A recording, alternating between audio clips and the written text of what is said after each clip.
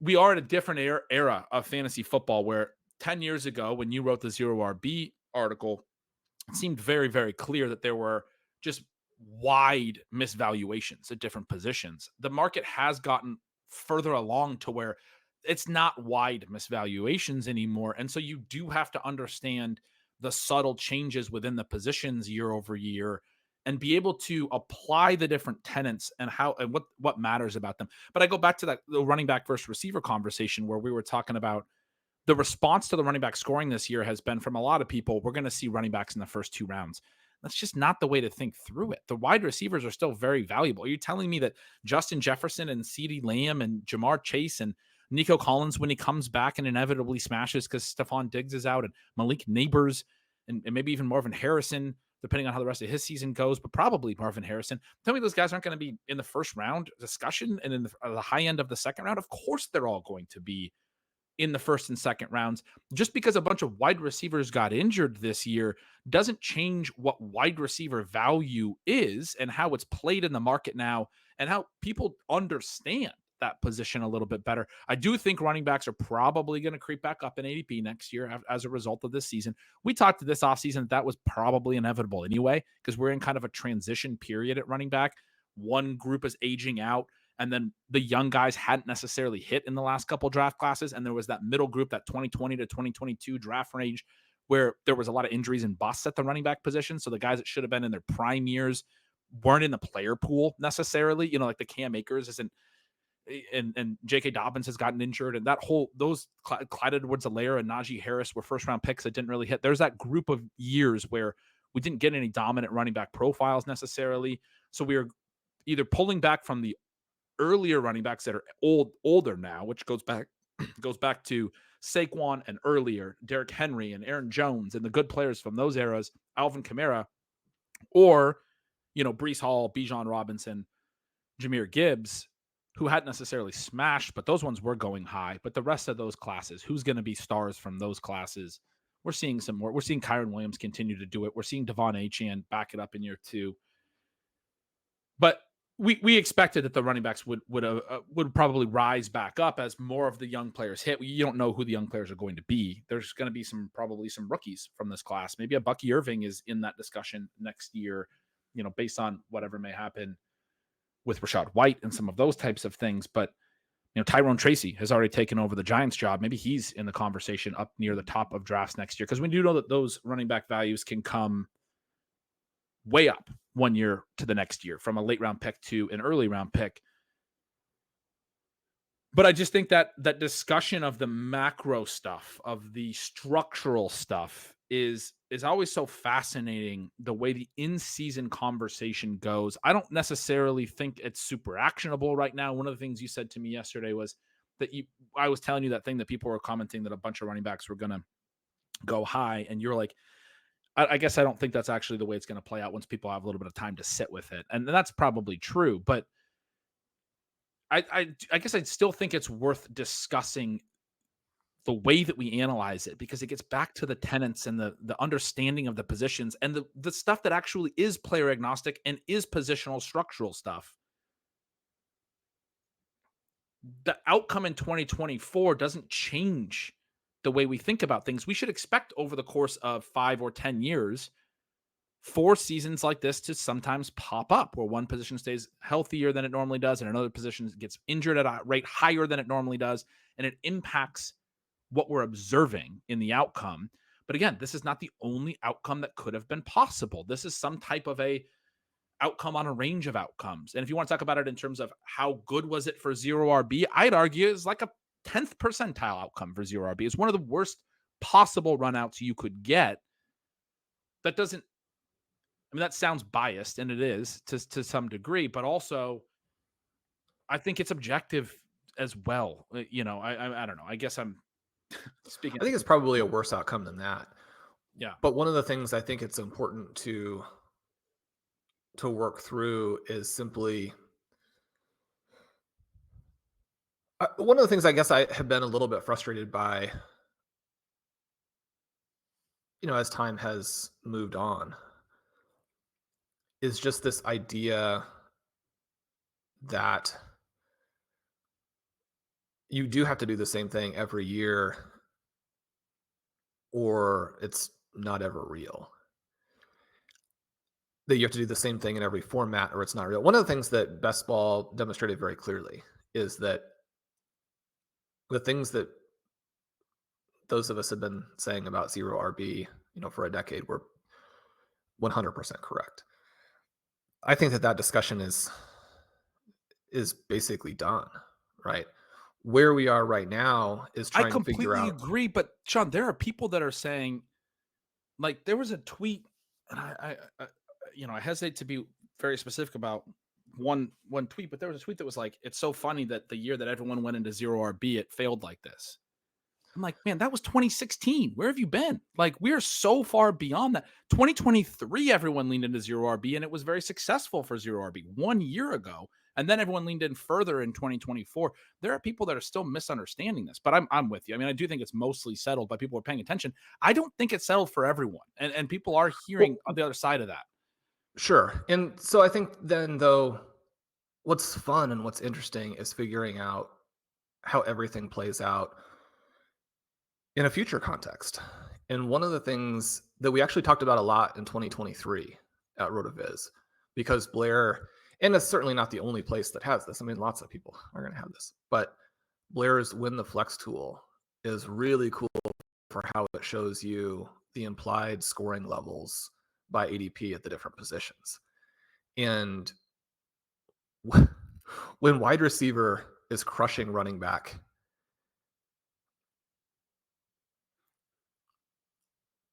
it's easy to make the case that you want to dominate the flex with receivers because you also have all of the contingency elements that also favor receivers. In 2023, that wasn't the case, but you get a season that's a very good season for zero RB based on the individual player outcomes, and you simultaneously get better understanding of individual formats and what it means to be a 2-3-1 versus a 2-2-2 versus half PPR, full PPR, 1.5 PPR, and that there are differences and that they matter, and that trying to fill 3 starting positions is different than trying to fill 2 starting positions. Lots of different elements with that. The thing that becomes interesting then is that how far do you push it before there's a backlash? And by backlash, I simply mean that something else works. And it's difficult in some ways to answer that question when you have a season like 2024 that is so unique because it is incredibly, incredibly hot for running backs and disastrous for wide receivers. It does create an environment in which you have to be filling the flex with those running back points. It's a huge difference because it changes essentially what your starting lineup is. One of the things that Blair pointed out quite a bit going into this season again is that not only are we not in an environment where wide receiver is crushing running back at the different ADP levels from an implied scoring perspective, but it's the opposite, where running back is annihilating wide receiver. And so then you have this dynamic of, well, then how much of it is this kind of long-term,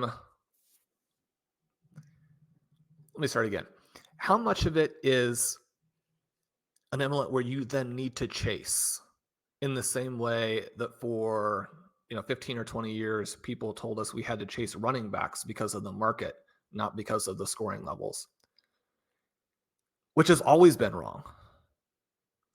And how much of it is an element where the positions are different because they react differently to the chaos of the season? I think that because there are multiple dynamics at play that confound both intuition and straightforward tactical decisions, that makes fantasy football better and certainly not worse, but it makes it fascinating, right?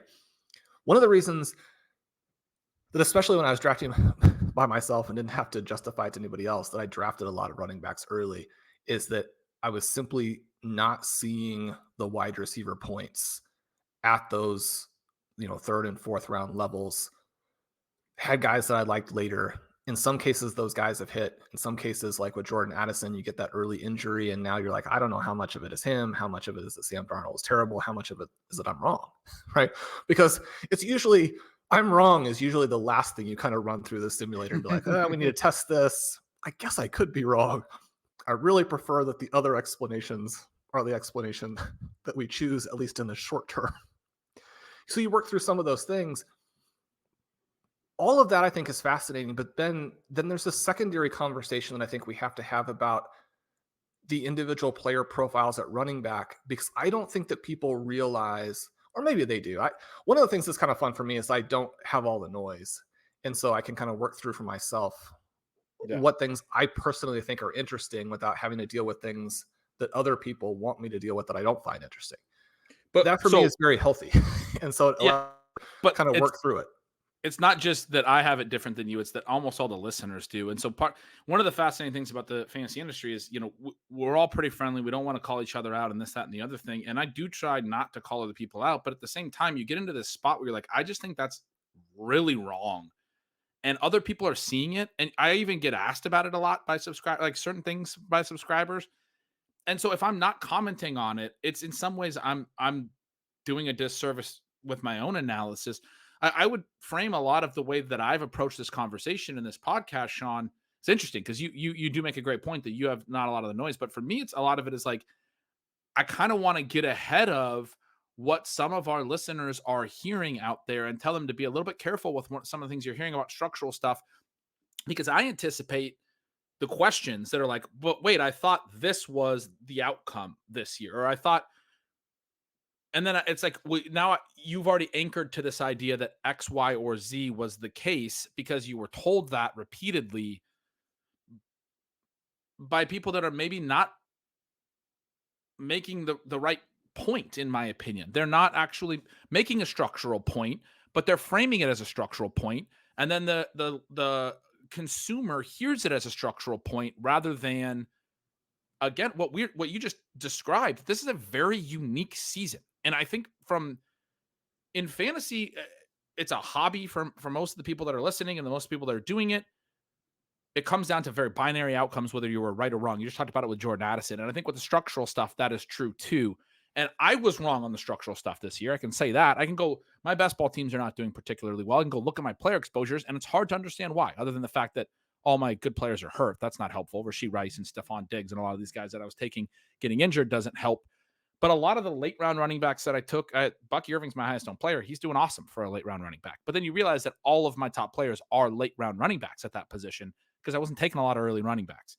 At wide receiver, a lot of the player takes are right, but there are a lot of earlier rounds. Really, if you go at tight end, I had McBride and Bowers ahead of every other player by a meaningful gap, and I had a strong exposure to Kittle. But the problem is that I took a ton of early tight ends. I have a lot of teams that are like McBride and Njoku, and you just couldn't afford to have all of that tight end capital. So structurally, I was wrong in a way that actually made my player exposures that were pretty right worse as a result of the structural stuff, which is a lesson that I'm going to take from this year for best ball, that you do want to be more varied. I know a lot of people have talked about that with your exposures and your different builds. It's something you just said, that you've built a lot of your teams when you're on your own with some early running backs, but even the running backs you were taking early, Shawn, certain profiles, the younger profiles, the breakout players, the Kenneth Walkers and stuff. Anyway, the point that I'm trying to drive home is I do, as far as the outcome is concerned, I do have no issue acknowledging that structurally the things that I believed about how to build in best ball and that stuff has not worked. But I do think it's important to acknowledge that the outcome is unique, as you said. If you've been playing fantasy for 20 years, like we have, this is my 25th year playing it. There are years that are different than others. And 2016, when you evoked that, I thought it was very fascinating. I guess I still expect the rest of the year to be different than the start of the year. And I kind of referenced that earlier as well. And so maybe it won't finish like it was at the 2016 year. I guess I've been thinking as we've been going and the further we get going that like this is just a unique start to the season. Regardless of my interpretation, I think it's important to be honest that the results that have happened are not um really particularly close to what you would have as an expectation on some of the default stuff as far as like injury rates and some of these things, and then how that impacts what we're learning as it relates to the hobby in a multi-year sense. I guess I just do want to get like for me is the way that I've been approaching this conversation, the way I think through it is I want the people that are paying attention to me to not be learning the wrong lessons from this year. To get back to that quote that you had years ago, it's important to be framing it in the right way. And there are some questionable framings out there, which again, it's hard because you're not good I in the think it's fantasy. fair that people are going to frame it how they want and are going to frame it in a way that benefits them. I mean, that's just the way discussions work. It's the way that, building your business works. Yeah. It's going to work that way. Right. But one of the reasons that I have consistently said we're going to get another 2016 is that we were going to get one, and that people would. And so the next step is, are people going to learn the wrong lessons from it or not? One of the points that I have made is that fantasy was then exploitable again from 2017 through 2022-ish, simply because people learned the lesson of 2016, not even necessarily incorrectly, but so strongly, right? So if you can learn a really bad lesson, but if the lesson is pretty flimsy and you correct relatively quickly, you get back off of it, you don't make a ton of mistakes. You can learn a lesson that maybe is only moderately wrong, but if you learn it so strongly that it then infects the way that you approach things for a decade, you're going to be constantly chasing the things that were the least likely to happen. But I think that as we say that, it's important to dive into some of the things that have happened to make sure that we do evaluate A, how likely they were, and then B, what it What does you mean. what you just said about the strong learning the lesson strongly, I think could describe what I just said about best ball, where I was playing too much of my portfolio. Now I didn't do a massive number of teams, but too much of my portfolio the same way, probably. I mean, it could be used against me. I was going to say us, but certainly me to a certain degree as well. So anyway, no, I mean, I think you're right. Like it's anyway. Continue. I mean, partly the best ball thing I think is looked at in a weird way because a lot of people want to play it to cover all of their bases in a single season, as opposed to maximize the number of dominant teams they have over 10 years. I'm not saying that I have that portion of it right, but I do want to throw that out there. So I think those are two different things. So Yeah. anybody who's pushing for this idea of basically just drafting blandly, and that's going to help you, I feel very strongly that over a 10-year period, if you're going to play for a long time with a lot of money, that you're going to regret that as opposed to the other way around. You've got to be willing to take some down years in the same way that you need to be willing to take some down weeks in DFS. For sure. They are different things still, right? I don't want anybody to think that I'm saying those are identical, that analogy is perfect. And I think we can look at the wide receiver thing in a fairly straightforward way, in that some of the most dynamic teams or potentially most dynamic teams have suffered injuries and have not been exciting. It hurts us that the Chiefs and the Texans have hit on what I would consider, a fifth percentile outcome. Maybe people who were much lower on those teams than we were would consider to be more of a, 35th percentile outcome. They haven't scored. That's hurt. But the two main things within that are that anytime that you lose the two best picks. And I'm looking at the draft board here, Ben. I don't know that you're looking at the draft board, but I know that you have a great feel for all the players. You probably have a name that will jump to mind if I'm wrong on this. But to me, based on what we saw, and again, when people get hurt, you don't necessarily get to see for sure, right? It's possible that what was happening with Rashee Rice was a little bit of a fluke, and that mostly what we were going to get with him was what we've gotten from Travis Kelce, which has been disappointing. And that Xavier Worthy, even though Worthy hasn't done a lot yet, that over the second half of the season, that Worthy stepped on his production to a point, or that a suspension still happened, right? But Rashee Rice and Nico Collins looked like very clearly the two best receiver picks, and mostly drafters are not going to get to play them. Now, obviously Rice, completely not. One of the teams that I have that is Malik doing the Neighbors worst is the other one that people are mentioning, and he missed 2 games with a concussion as well. But yeah, he was my third name, and maybe this is just bias because I want Malik Neighbors to be really good, but it's not just the missed time, but the fact that it seems like it's really derailed his momentum. Yeah, sure. I mean, part of the thing that has been tough there is that, I mean, one of the things that as we record, and it's still early on Thursday, but it seems pretty favorable for Tyrone Tracy. Again, if he's not like 1,000%, I certainly hope he doesn't play this week. But when you look at the Giants and the 2 concussions that they have suffered to their potential young stars, and they're looked at very differently. Obviously, Malik Neighbors, maybe a generational guy. Tyrone Tracy, maybe a guy who's simply a good running back. Those are different things. But it's devastating for them within the context of a season that I think is probably being portrayed in a way that's a little bit unfair. They've been unlucky in their games. If they had been luckier, then I think, both Daniel Jones and Brian Dable would be not facing nearly the pressure that they're facing right now. But it does look like Tracy has suffered a different kind of concussion, whereas Neighbors clearly wasn't right for a while. And hopefully he did spend the time out that has allowed him to mostly just be safe, right? So you look at missing those 3 names, it's going to be tough for the receivers to match what is happening. But then there are 2 different things I want to point out at the running back position that I think are interesting.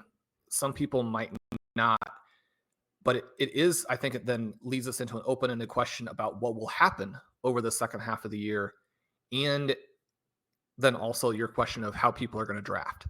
So 2018 is kind of what I look at as sort of the end of this kind of short-lived golden age. You certainly had some scoring still in 2019, 2020, what have you, from the running back position. But we had that 2016 year, and then we do have some carryover, 2017, 2018. We've got some stars, right? In 2018, we have a situation where this is for the full season, not for a half season where we are now. You have Todd Gurley, Saquon Barkley, Ezekiel Elliott, Alvin Kamara, and Christian McCaffrey. A lot of those similar names to names we're talking about today. Those guys all average over 20 expected points per game for a full season. You look at where we are right now, and we don't have anybody averaging even 19.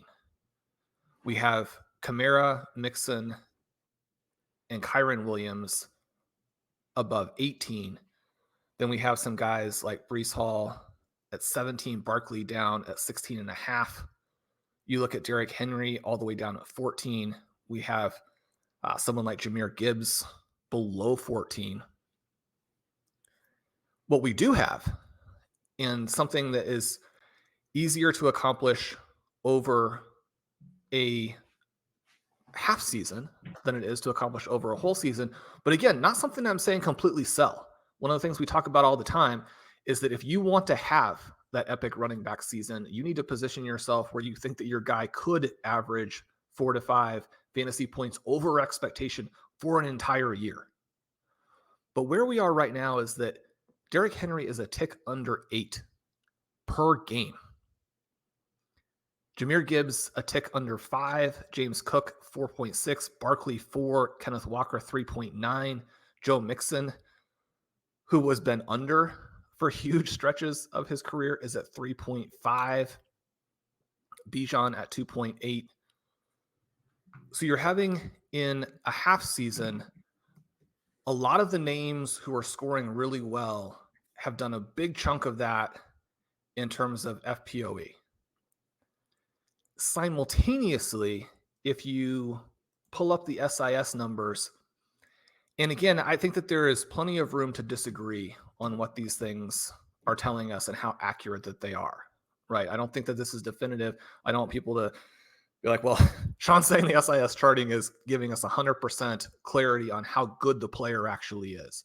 That's not necessarily the takeaway. But guys like Saquon Barkley, J.K. Dobbins, Josh Jacobs, Aaron Jones, Bijan Robinson, I mean, including guys that we like, James Cook, Chase Brown, Joe Mixon, certainly Alvin Kamara, and then again, more guys that I personally like, Kyron Williams, Breece Hall, DeAndre Swift, Devon Achane purely as a runner, not talking about the receiving element, but those guys are not grading particularly well. I think that the clearest ones are that guys like Joe Mixon and Alvin Kamara not grading particularly well. Kamara, in terms of backs with a minimum of 50 carries on points above average per play, James Cook is in the negative. Joe Mixon ranks number 29. Alvin Kamara ranks number 35. And Kamara is below Javonte Williams. Ramondre Stevenson is below Javonte Williams, right? When we think about backs who are older, who have had mediocre peripherals coming into the season, have mediocre peripherals in the season, and are putting up big numbers in fantasy points over expectation, I think that it's fair to look at that and say that you at least have some questions about what they will do rest of season. And that if you were not in on those guys going into the year, that there was an evidence-based reason to have that as your outlook. Again, not saying that those guys are going to stop. One of the things for me that is fascinating when you look at this year is that you have players changing teams, but you have some of these guys where they're either old or they have a very questionable profile who then go to teams that have created a favorable environment. And so we look at Saquon Barkley makes the move to Philadelphia. Derrick Henry makes the move to Baltimore. We get Josh Jacobs going to the Packers. You have Aaron Jones moving from the Packers, but to another team that is very strong offensively in the Vikings.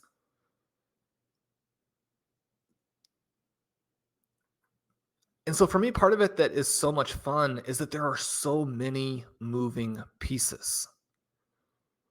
Going to a team that creates a better context doesn't mean a guy is going to score if he's not good.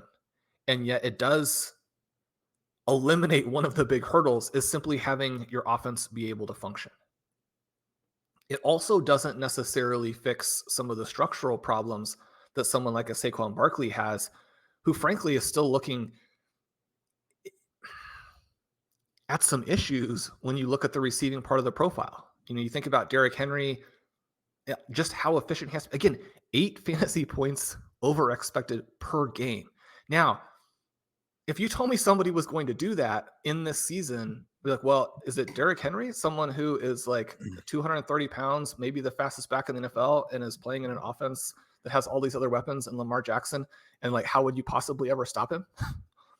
It doesn't surprise me, and I don't consider it to be fluky, but I think all of that context for 2024, and then you add in all of these guys staying healthy. Oh, and then Joe Mixon, the other one, going to the Houston Texans, which is very weird for me because it's hard for me to say, oh, the Texans are doing all of that when they're actually not passing the ball very effectively and they don't seem to be threatening defenses in a way where you're like, oh, well, Joe Mixon's not doing anything.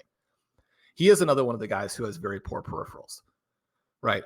So if you're talking about veteran players with poor peripherals scoring well, that part I think is interesting. So if you're losing to those guys, it's not fun at all.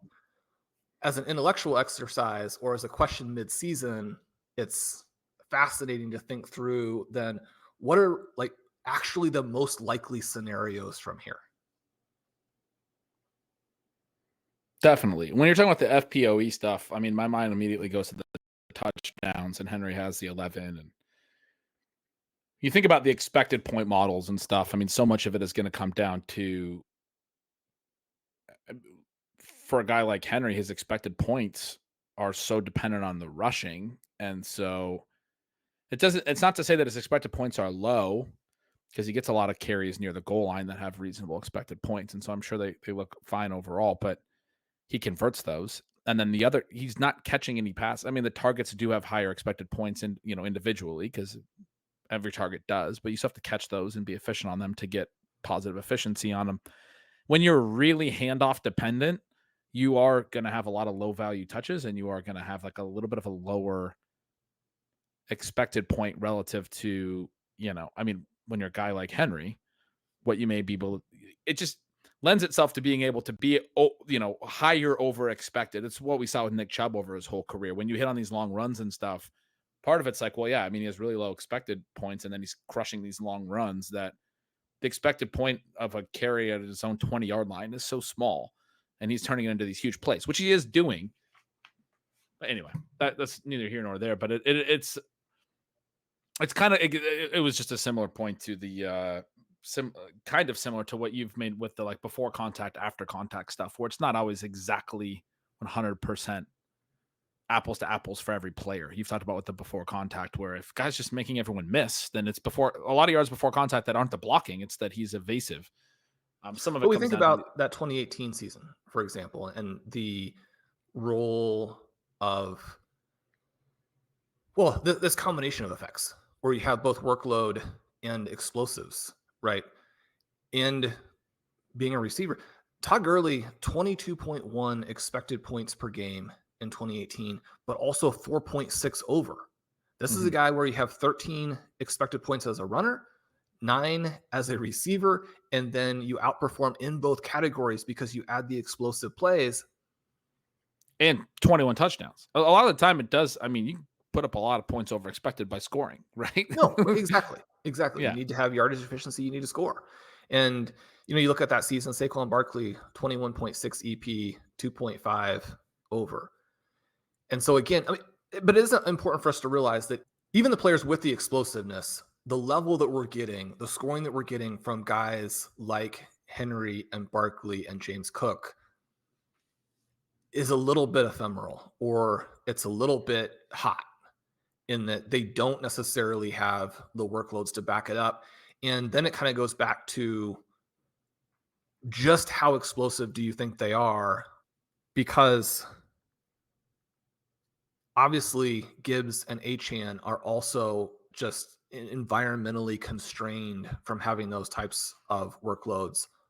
But because it's so clear how they can put up massive points over expected, we're a little bit more willing to embrace those guys, because within those offenses and with those profiles, the big plays are just going to come and come and come. And it's less likely that you end up in an extended environment where the numbers would go away. But I mean, even with like Gibbs and Achane, we have to consider the fact that it probably can't get much better because someone like Gibbs has been so hot, right? And that if anything, you're running a little bit of a risk that those numbers are going to back off. Yeah, I just 70-yard touchdowns are not going to happen every game. No. I mean, you were making the point that one of your readers had reached out to you and said, I mean, look, Gibbs isn't creating 70-yard touchdowns. And then, we've gotten a couple of those plays. We know he's going to get more, but we know that Jonathan Taylor is going to have some. You want those guys. Part of my point is that some of the players here, though, are not that explosive, and we wouldn't expect them to be able to keep it up. But even for someone like Henry, I mean, Henry needs to be looked at more like a Jahmyr Gibbs than like the old version of Henry, probably. Probably. We don't know that for sure. But, I mean, they threw like an insane number of times last week, almost for no reason. The Ravens have created this weird dynamic that has fomented controversy for a variety of players based on the weirdness that they have used in their week-to-week game plans. I think we'll get a little bit more of that, but then I just think it's so fascinating the way running backs are scoring right now and what that means for us for the future. Because I mean, for me, I do expect Derrick Henry to be a league winner, to keep scoring even with the workload where it is, because he's that good. The offense is that good. Some of the other guys are probably not quite in that same mix.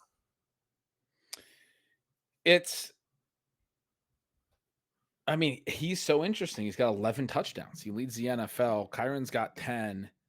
No other back has more than 8. But I will say that as you're talking about this, the take that I'm sort of toying with, and why I started talking about the FPOE stuff and all that, is just this idea that the touchdowns are just going to the running backs in this half season so far.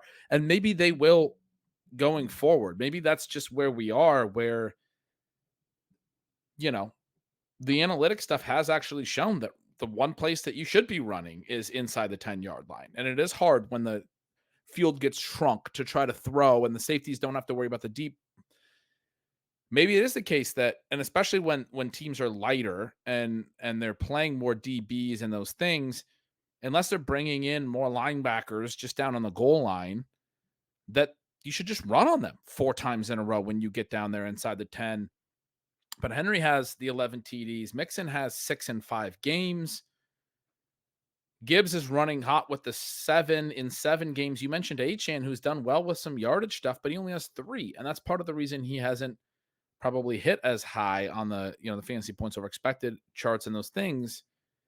Now, do we expect the touchdowns to just continue to hit all of the rest of the season at the same rate for all of these players? How does that work? It's pretty fascinating. Brian Robinson hasn't caught a lot of passes, 6 rushing TDs. He's a guy that's been overperforming so far, or is doing really well. He's been running really efficiently as well. You mentioned James Cook. He has 8 TDs in 7 games. All these running backs that you were talking about have a touchdown a game or more, which comes out to 16 TD seasons, right? Like 17 TD seasons. Those are typically pretty rare. Typically, there's only a few of those. Right now, it feels like we might be looking at high teens and 20 touchdown seasons in the, we might get 10 of those this year at the running back position. Then you go over to, I mentioned there's only 3 tight ends that have scored more than 3 touchdowns, and that the league leader has 6, and that's Kittle. Go over to wide receivers. Jamar Chase has 7. Mike Evans, who's injured, has 6, and then the rest of the league has 5 or fewer. I mean, there are so many more running backs with 5+ touchdowns than there are wide receivers, which we do know running backs tend to score more TDs. But I wonder if that's a big part of the conversation here, is just that the running backs are scoring touchdown. Fantasy relevant running backs are concentrating touchdowns at a higher rate than other seasons, if you went and did an analysis of that. I'd guess, based on what I'm looking at, has been running really cold and then lost 2-yard line or closer touchdowns to receivers last year, and then lost a touchdown to Braylon Allen. That would be pretty solid. Yeah, he's not up there. He's not up there scoring a ton of TDs. Bijan has 5 in 8 games. Brees has 4 in 8 games. It's part of the reason we don't feel like they're crushing. It's not the only reason, but they both have 30+ receptions and pretty solid yardage numbers. To be clear, that there's only 3 players in the NFL that have 30 or running backs in the NFL that have 30+ receptions. There are 2 of them. Alvin Kamara is the other. Their total yardage is fine for both of them, but the TDs haven't been there. And that's part of why we're not as high on Brees and Bijan as maybe we should be. We've had this discussion about running backs scoring down by the end zone for multiple seasons now, because of that point that you made, which is the analytics does show that you should run. And teams do embrace that more and more. And yet we mostly haven't witnessed a sea change.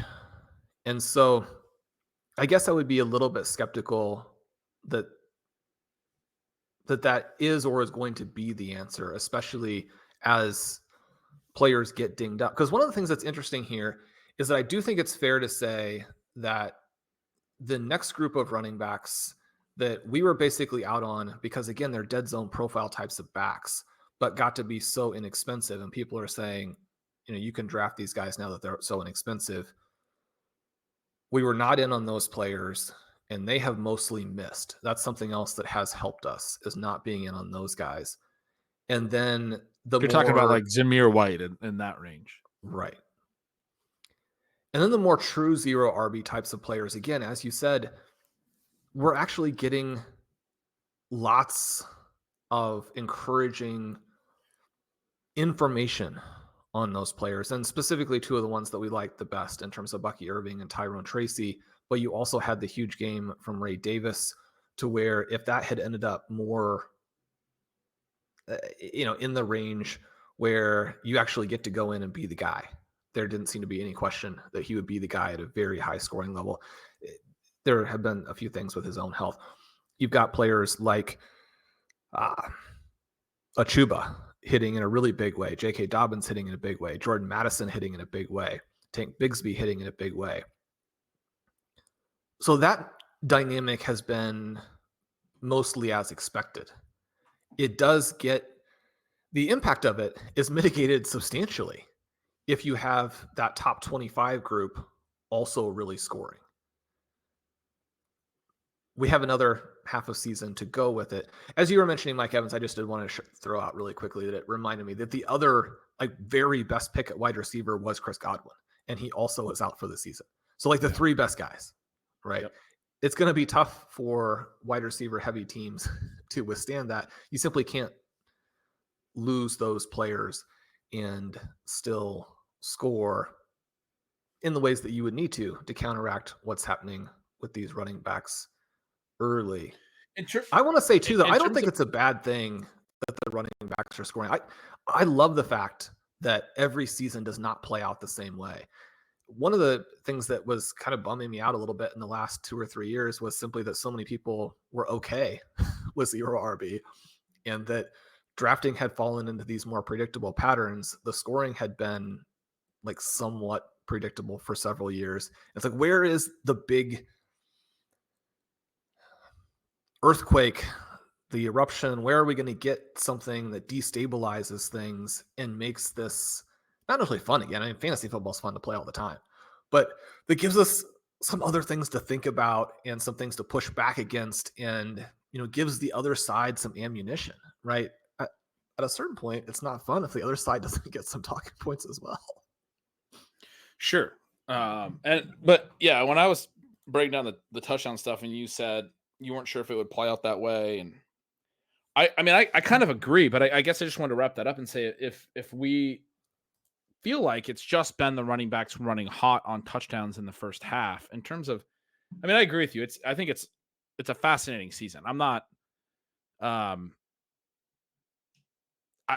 as far as we have some really good teams too, Sean, but as far as just enjoyment of the season, this has been a really invigorating season for me in terms of, as an analyst, that we talked yesterday about how the scoring has been back in a meaningful way over the last few weeks.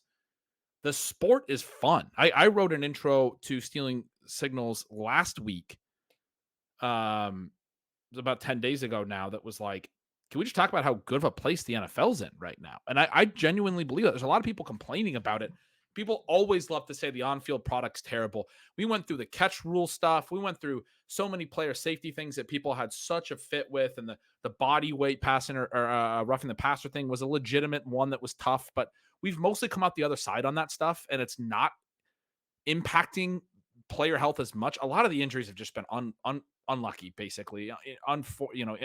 Unfortunate injuries are going to happen in this sport, but I do think a lot of the player health stuff that we tried to work through, that people hated about the product for years, have actually worked through well. The hip drop stuff has not impacted the sport at all this year. It was a rule that was added, and it's been, people have said that the hip drop still exists and blah, blah, blah. I don't want to get into the hip drop conversation. My point is, people were concerned that it was going to slow the pace of the game and be really hard because there would be so many penalties, and it's not even being called. So that hasn't an issue. I'd argue that But I think you can players aren't. see defenders avoiding it too. I mean, I I saw think a that's couple what of I yeah. tackles this past week where I was like, that guy was going to come down on the person's legs with his weight, and at the last second threw his body in a completely different direction in order to take this guy down in a way that A, wouldn't get penalized. I mean, that's the big thing they're worried about. But B, once I guess I would be surprised if there's not number one. I think there's probably a cohort of defenders who, not that they want to hurt people, but they do want to. I mean, football is a physical game, and partly, like you said about the Lions beating people up, right? I mean, you want to, within the rules and without changing someone's career or their life, you want to hit them, right? You want Yep. them to know that you're there. But I do think that there's a cohort of defenders who's like, this tackle is illegal for a reason, and it's that we don't want to hurt people. This guy, I'm gonna go hug after the game. We're gonna go talk to all these people. They're gonna go back, to their families. We're gonna go work out and try to be ready for the next game, make money. It's like, I don't want to hurt people, and if that's gonna hurt people, I'm gonna stop doing it. And I think you can see them try to avoid it. That's the exact point that I made on social media and in Signals a couple weeks ago. There's a bunch of people that would push back on that, is all I would say. That's why I was saying it the way I was. There's a lot of people out there that think it's happening at the exact same rate, and they're just not calling it, and the rule did nothing. And I'm like, no, I think the rule this is a specific technique. We've talked about in the past, Sean, that it originated in 2002 in rugby in Australia. A very specific technique. People have said that this tackle's been around forever. It's called hip drop. It's not every play where the hips drop. There's a specific thing where if you engage with the ground before the player's legs, that it's legal, which I'm seeing a ton of. People talked about the Zay Flowers got rolled up on as a hip drop. And I was like, that's not. If you go watch that tackle, and Zay Flowers didn't suffer a serious injury. If you go watch that tackle, the guy goes to his knees. Now, the Chris Godwin one may have been a hip drop. It's a little bit less clear. We didn't have great angles on it. There are, like it's probably still happening, and they're probably going to have to get better at calling it. And like it's a new penalty for them. The point is, people thought that there wouldn't be a way to tackle. Do you remember those bad faith arguments? There wouldn't be a way to tackle. We're taking away every possible way to tackle. And I remember last year making the case that like this happens a couple times a game, and it's a specific technique. And if we put it on the rules, they will try. And I think I absolutely agree with you that defenders are trying to not do it as extremely, and that's why it's not being called. It has actually probably happened some, but it's also led to less serious injuries because people sent me some examples. They sent me the Rashad White play. Rashad White didn't miss more than a game. They sent me the Josh Allen play. Josh Allen didn't miss time. They sent me the Zay Flowers play. Again, these defenders are engaging with the ground first, which doesn't put their body weight directly on the legs as like a freaking battering ram where they're, the issue with that tackle is when you put all your weight on the player and hang on him and he locks his legs and then you swing at his legs. It's different when you drop to the ground on your knees and then end up rolling up on him. It takes way more stress off the leg. It gives his legs the ability to sort of buckle in a healthier way, right? Anyway, I completely agree with everything you said, and I made that case, and there was a bunch of pushback. That there's a lot of people out there that just would disagree with our position on that, and that's fine. My point is, it more broadly that can't be argued is that it hasn't impacted the quality of the play because it's not slowing the game down, and players are still able to make tackles without a million penalties, which was the bigger pushback last year. But they instituted that new rule. We're on the other side of the player safety stuff. They added finally the expedited replay last year, this thing, and they didn't really advertise it. They just added it and they've been just doing it. And no one complains about it because they didn't make a big deal about these new penalty rules other than when it comes into play. And everyone's like, oh, good. I'm glad we have the ability to do that because we do need to correct that. And so finally they got replay right by just saying, like, let's get the calls right and let's not make a big deal about it. And now nobody complains about it because the only time we see it is when it's working. I mean, the NFL to me is in the best place it's been in years. I mean, again, the offense is scoring again, and all that is helpful too. When we sit and watch through the games every weekend, Sean, like there's fewer games that suck. like the last This couple week years was a difficult logistical and emotional challenge because I actually wanted to watch every game. The last game that I got to was actually Browns Ravens, which we know was going to be it could have been an uninteresting game if the shift from Deshaun Watson to somebody else didn't work at all. But it promised to be a pretty interesting game. I mean, and partly it comes down to like, do you actually have really key players going against the very worst teams? Like the Titans are probably only interesting if they're playing the Lions. You have similar types of things with the Panthers. I wanted to watch every game, got like 16 games in I don't know what it would be, like 36 hours, but most of them within the first like 12. That's how good the product was, is that you could go through all of those games, watching every play because you're invigorated by the quality of the product and the storylines. I mean, I wanted to say there, you're talking about the quality of play. Like, can we encourage Bobby Slowick to like make the Texans passing game work? That would improve my experience. Nothing's perfect, right? But no, it's been a lot of fun. It's been great. So yeah, the running back scoring are not like some horrible thing. That was just a whole tangent I wanted to go off on when you mentioned that. I completely agree with you that this has been a fun NFL season. It's been a great NFL season, even though it hasn't necessarily gone from a macro perspective the way in fantasy we would have expected or wanted it to go. It's been a really, really fun season. It'll be really fun to see where the rest of the season goes and what happens next year. I'm going to keep an eye on the touchdown stuff because that really does feel like, the biggest point. I'd love to see some of the like run pass splits, play calling in close, because it does seem like a lot of the teams are just running all the time in close. Like the Lions already did that a lot, but God, they just run every time down there, right? I mean, not this week. They had a couple short touchdown passes for Goff, but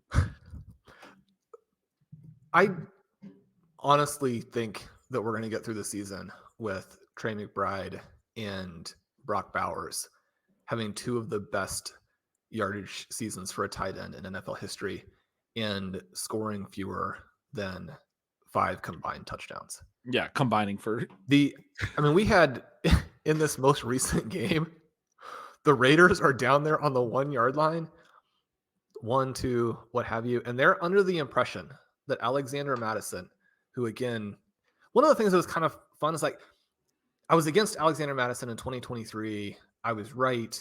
He's now on the Raiders. He's pretty clearly better than Zamir White.